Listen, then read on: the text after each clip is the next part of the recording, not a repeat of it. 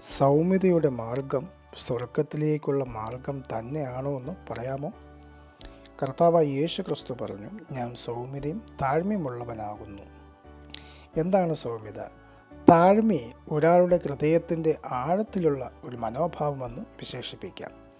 താഴ്മയുള്ള വ്യക്തിയുടെ ഒരു ഭാഗ്യഭാവമായി നമുക്ക് സൗമ്യതയെ കാണാനും കഴിയും.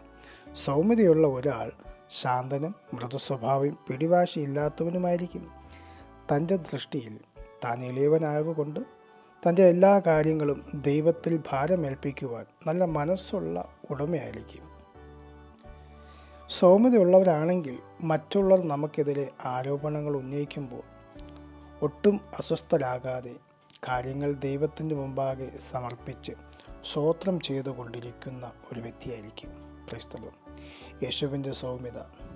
പ്രതാപശാലികളായ രാജാക്കന്മാരും സൈന്യാധിപന്മാരും കുതിരപ്പുറത്ത് കയറി പ്രൗഢിയോടെ യാത്ര ചെയ്യുമ്പോൾ രാജാവായ യേശുവാകട്ടെ സൗമ്യതനായി കഴുതപ്പുറത്ത് കയറിയാണ് യെരൂശലേമിലേക്ക് യാത്ര ചെയ്തത്. ക്രിസ്തു ശാന്തമായി നടന്നു പോകുന്ന കഴുതയെ സൗമ്യതയുടെ ഒരു ബാഹ്യ പ്രതീകമായി ചിത്രീകരിക്കപ്പെടുകയാണ് ചെയ്തത്. തൻ്റെ ക്രൂശീകരണത്തിന് തൊട്ടു മുമ്പായി യേശുവിൻ്റെ സൗമ്യത പ്രകടമാക്കുന്നത് ശ്രദ്ധിക്കുക. മഹാപുരോഹിതന്മാരും കുറ്റം ചുമത്തുമ്പോൾ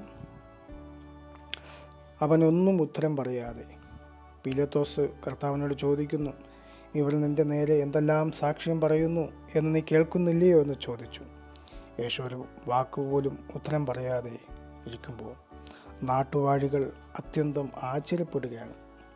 അതിമനോഹരമായ തൻ്റെ ജീവിത മാതൃകയെ നമുക്ക് ധ്യാനിക്കുവാനും മറ്റുള്ളവർക്ക് ആശ്ചര്യമുളവാക്കുന്ന സൗമ്യത, ഈ സൗമ്യതയുടെ ഉടമകളായിരിക്കുവാനാണ് ഓരോ ക്രിസ്ത്യാനികളെ വിളിക്കപ്പെട്ടിരിക്കുന്നതെന്ന് വേദപുസ്തകം നമ്മെ പ്രബോധിപ്പിക്കുന്നു.